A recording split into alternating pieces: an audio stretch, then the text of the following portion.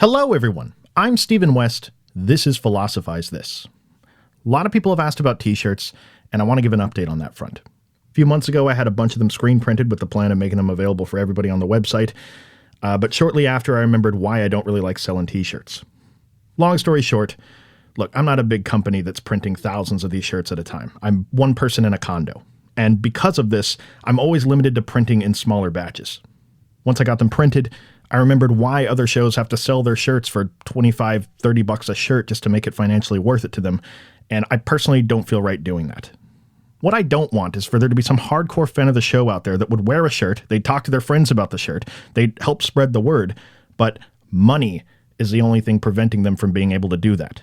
For some reason, it just doesn't sit right with me. So for the time being, I'm not going to be selling t-shirts, I'm just going to be giving them away to the best people I can find. Had to come up with a way to be able to make the selection process as fair as possible. And here's what I came up with. If you have left or leave a review on iTunes or whatever platform you use to listen to the show, send me an email with a link to your review or quoting your review, and I'll choose 20 people this episode from those emails to send t-shirts to. My email is steve@stephenwestshow.com. Look forward to hearing from you. Thank you as well to the kind people that support the show on Patreon. Could never do this without you. Today's episode is on John Rawls and his seminal work, A Theory of Justice. I hope you love the show today. So if you looked at every philosopher that we've covered so far on this show, it'd be very easy to describe the differences between each of their works. But a much more difficult and illuminating question to ask is whether or not all the works of these very different philosophers have among them any root similarities. Now, of course, you could say things like, they all made some sort of contribution to human thought. You could say they all used language to express their big ideas. But another way to think about the answer to this question is to say that every great philosopher, in their own way, questioned the fundamental assumptions that were present in the thinking of their time. That is a hallmark of a great philosopher. Because when seeking solutions to philosophical problems, casting aside the cultural or linguistic assumptions of a particular snapshot in time very often leads philosophers of the next generation to understand how those assumptions have been limiting our ways of thinking about things. The philosopher we're going to talk about today falls into this category, and he's going to question an assumption that seemed to others as radical as it was dangerous. His name was John Rawls, and this was the assumption that he questioned. Can human beings actually live and flourish for any extended period of time in liberal democratic societies? The political paradigm of the Enlightenment, liberal democratic societies, a government by the many, democracy, liberal in the sense that there's a strong focus on rational discourse, the acceptance of outside ideas, the legitimacy of political ideas being decided by having conversations between competing ideas. Let the best ideas rise to the top and direct the future of society for the time being. And if those prevailing ideas don't happen to be the ones you believe in, you're supposed to accept those ideas as part of the greater political process and work to defend your positions better the next time we're having a conversation. This was a brand new way of conducting politics when it was proposed in the Enlightenment. And the assumption over the years by so many in the West has been that not only is this one of our greatest inheritances from the Enlightenment, but not to mention, they would say, this is the absolute greatest political system that has ever been devised. John Rawls is going to question those assumptions. He's going to ask whether or not liberal democratic societies might only be the greatest political system ever devised on paper.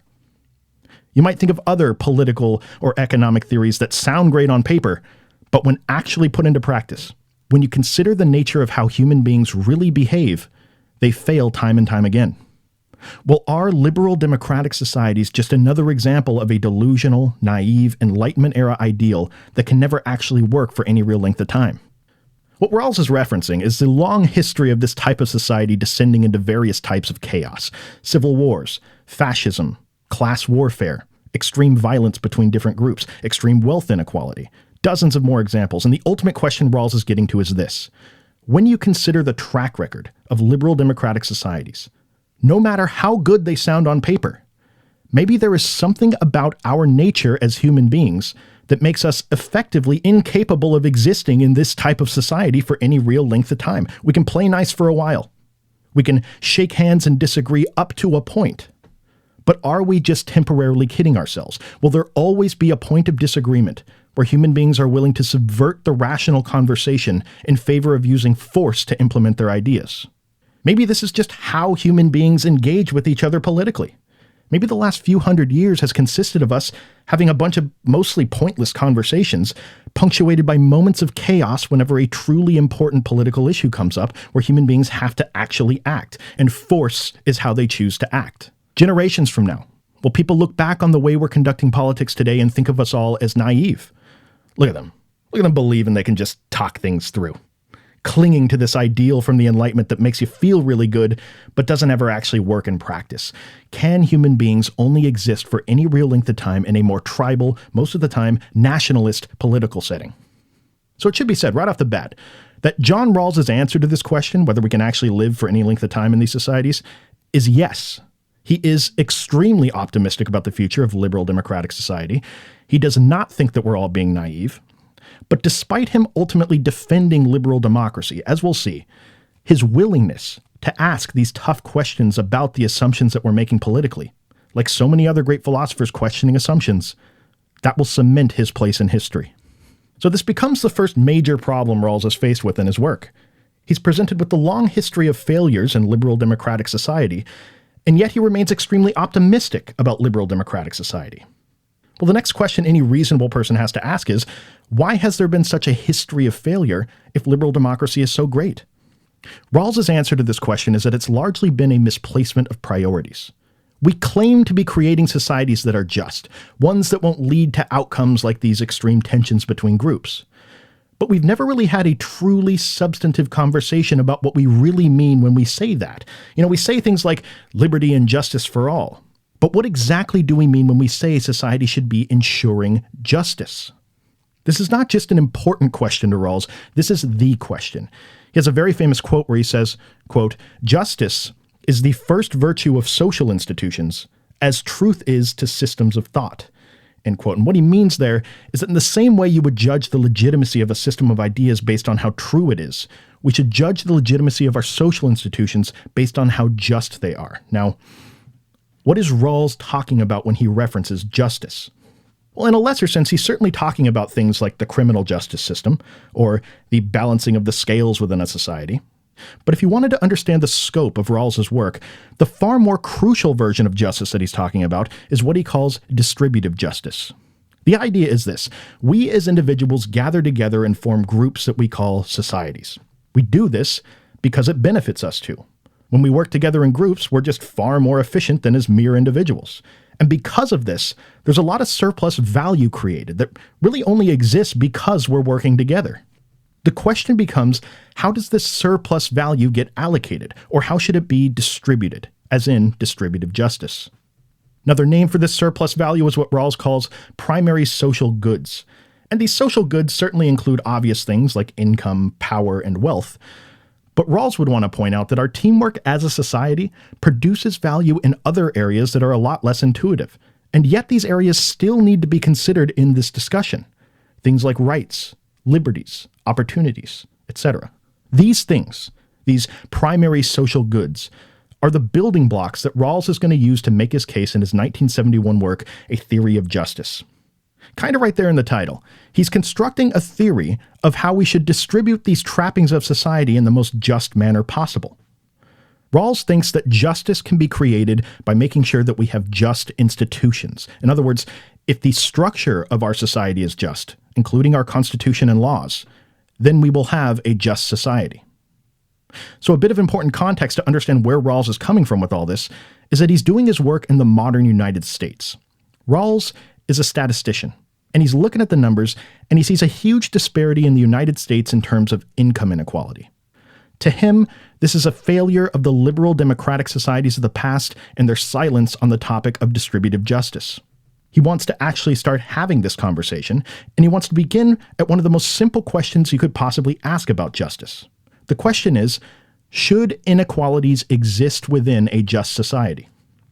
And sure, there are people out there that would say that everybody should have the exact same thing no matter how hard they work or what choices they make. Equality of outcome is often a desirable end to a person that holds this position. But Rawls would say no. The fact is, these inequalities do exist within societies. In fact, their existence is inevitable. The real interesting philosophical discussion begins when we ask ourselves, what type of inequality is just? What makes these inequalities just? And what criteria do we use to determine that? Rawls is looking at the numbers in the late 60s United States, and what he sees is that there are actual billionaires and multimillionaires simultaneously existing in a society with people who are homeless or in extreme poverty. Again, he wants to ask, how just is this society? The same way somebody else might want to ask, how true is a particular system of ideas? Can we say this is a just society with these two very different outcomes being possible? What's immediately evident when you start thinking about this question is that there are a lot of different ways you could answer it. For example, somebody more on the libertarian side of things could look at the homeless person next to the billionaire, and they might say, yes, this is a just state of affairs, because these two people have made very different choices to get to where they are in life. And ultimately, that's a good thing for society. They may say, look, it's not the government's job to tell you how to live your life, that you need to be making this much money per year or working this many hours, or else the world is an unjust place. The government's job is to set the rules of the game and enforce them. Your job is to learn how to play the game and then figure out how you want to play it. If someone wants to be a street drifter, more power to them. If someone wants to sacrifice every second of their life otherwise so they can see $1 billion in the bank, more power to them. We can't use income as a direct measurement of equality, because the more relevant difference here is in how these two are using their liberty. Rawls might ask this person, what if the billionaire got all their money by going door to door with an army and saying, give me all your money or I'll kill you, until they got $1 billion?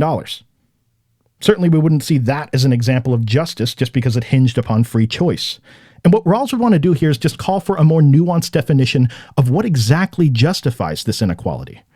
Remember, his biggest concern is that he doesn't want to stop short here. To Rawls, liberal democracy is the best system and can work, but for it to work, we need an exhaustive answer to this question. And maybe a good clarification to start with is to say that perhaps an inequality is just as long as it's based on some sort of work or effort that somebody has put in.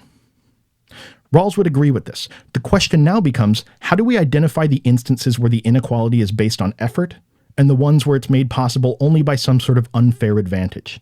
This becomes a major question in a theory of justice. There's an interesting metaphor for unfair advantages in the modern world that one of Rawls's colleagues named Cohen offers, and it goes like this. Say humanity reaches a point where we have a level of technology that we can travel vast distances through space and colonize other planets. One day, an astronaut lands on one of these Earth-like planets, plants a flag in the ground and says, this one's mine. Now let's say a couple years later, astronaut 2 comes along and their ship breaks down. They need to find a way to survive on the planet. The planet's completely empty except for astronaut 1 and their little house. For astronaut 2 to ever be able to carve off even a sliver of an existence on this planet, they will always be at the mercy of astronaut 1. The first astronaut will dictate all the terms of the agreements. The deals will almost certainly always favor the first astronaut, simply because the first astronaut happened to get there first. Well, this is a metaphor for how everybody enters into the world who wasn't born into inherited wealth, power, or opportunity. By complete chance, their lives are at the mercy of someone else who was born into their place by complete chance. So you can see why it's so important to Rawls to further delineate between these inequalities that were arrived at because of work or effort and those made possible by essentially winning the lottery. And that winning the lottery, that moral arbitrariness, is what makes it unfair to Rawls. See, to Rawls, you're not entitled to things that are morally arbitrary. Best way to explain why he feels this way is to give the opposite example.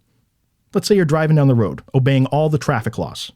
There's a cafe coming up on your right, and through some random confluence of events, some guy trips over a dog and spills a glass of water on the floor, at which point a woman slips on the water and bumps into a chair, the chair falls over, trips a server, and the server goes flying into the street at the exact wrong time, and tragically, you hit the server and they die. Now, as a society, we would never think of you as a bad person if that sort of thing happened.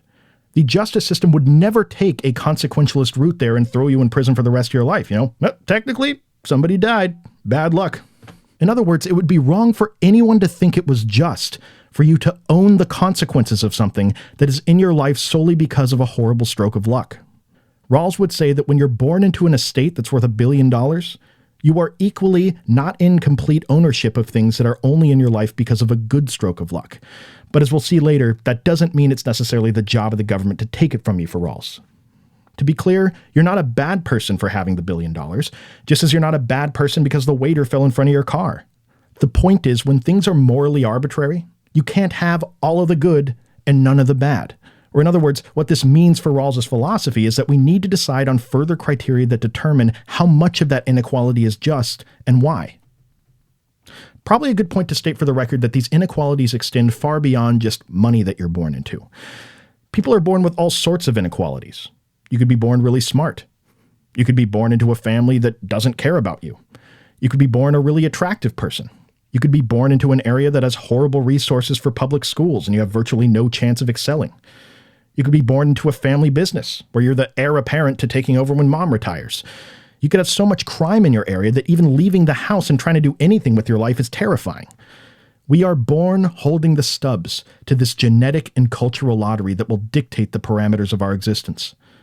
And Rawls would say that if we truly want the inequalities of our society to be based solely on a difference in work or effort, we need to be willing to not ask people to own the bad or good circumstances that they happen to be born into.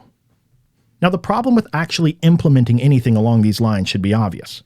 Nobody that was born into a great situation is going to vote for a policy that makes them give up the fruits of their advantages. And nobody born into a bad situation is going to vote for a policy that makes them live out the rest of their life just accepting the consequences of what's essentially a server falling in front of them. This touches on a larger problem of passing any kind of meaningful social reform. Most of the time, people are going to vote for what benefits their particular demographic.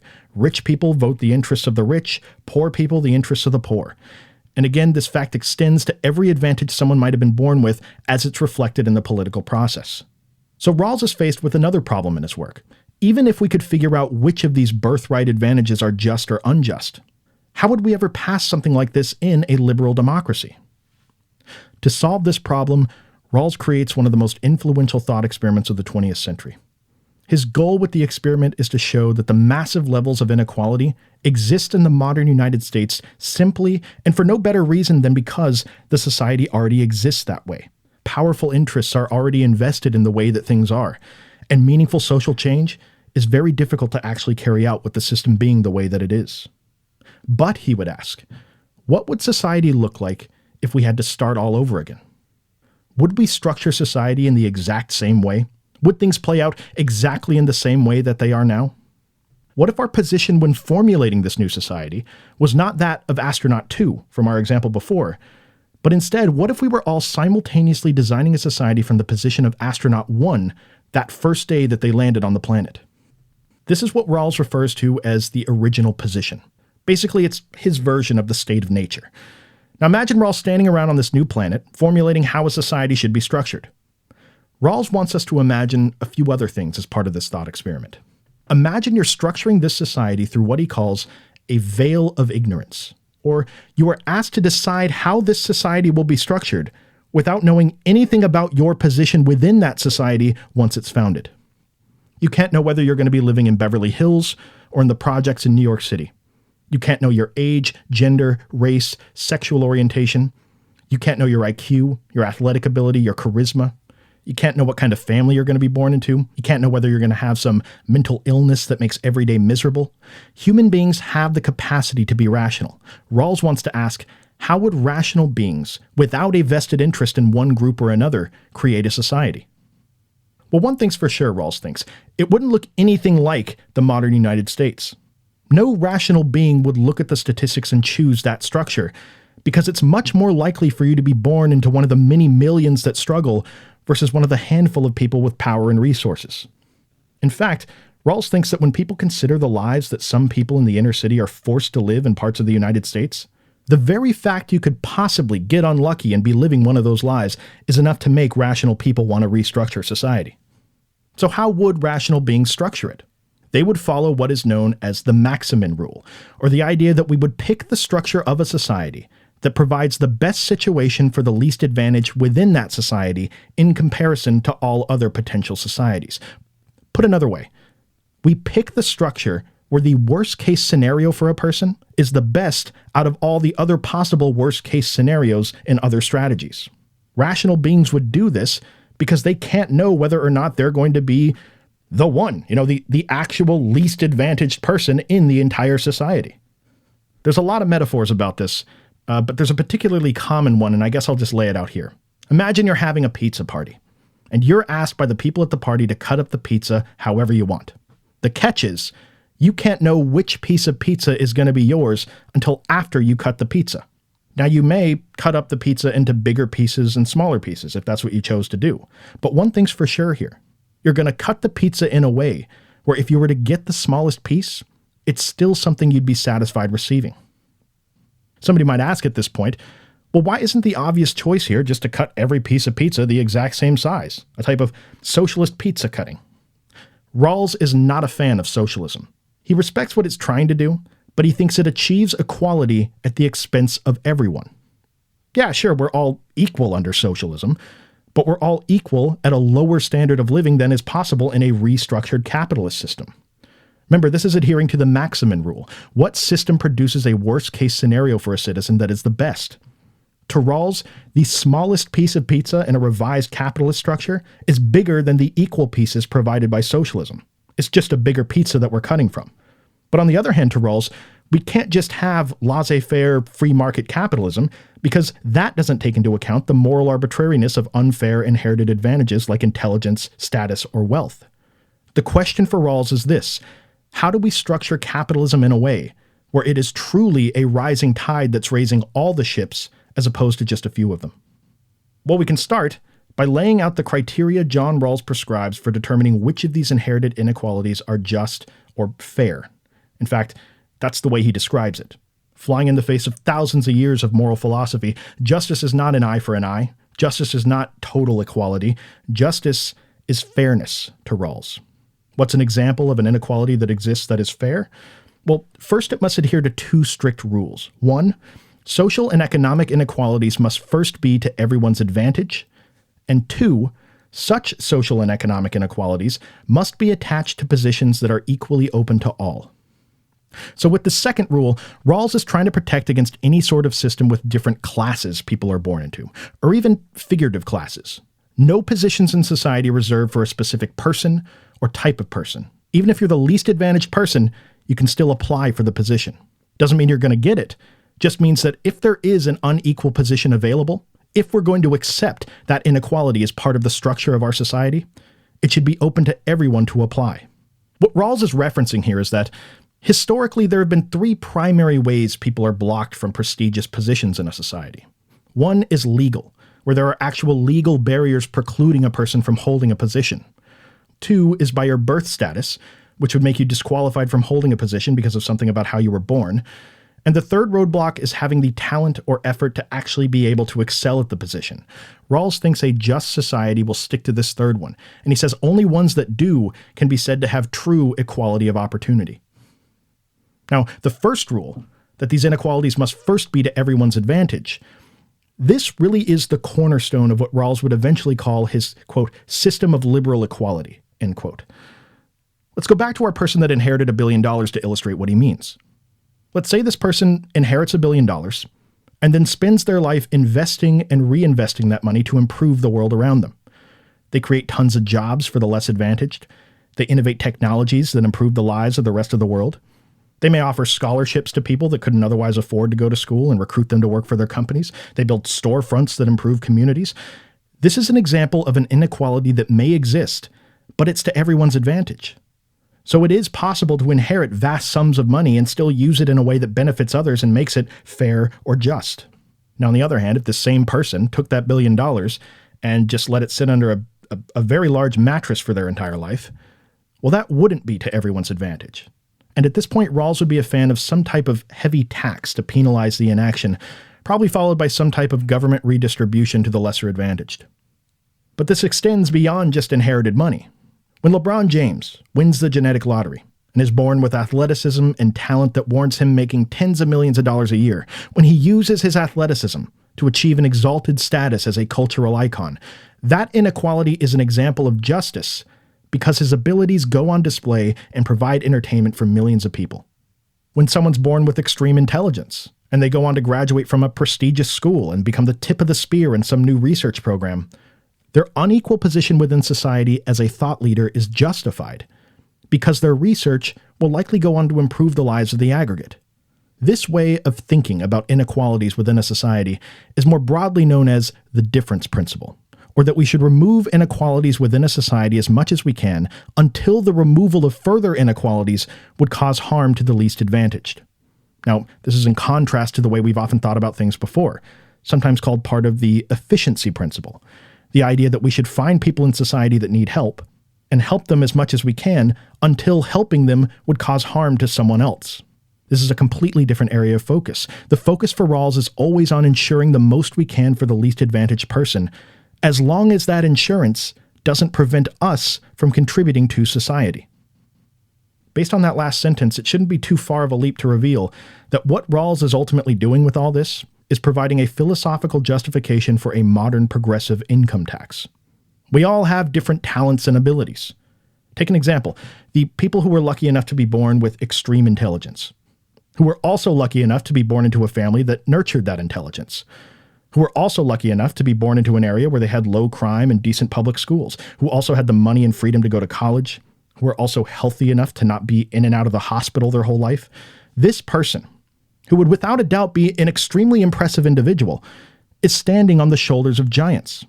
The contribution of everyone in society has made anything that they ever accomplish even possible.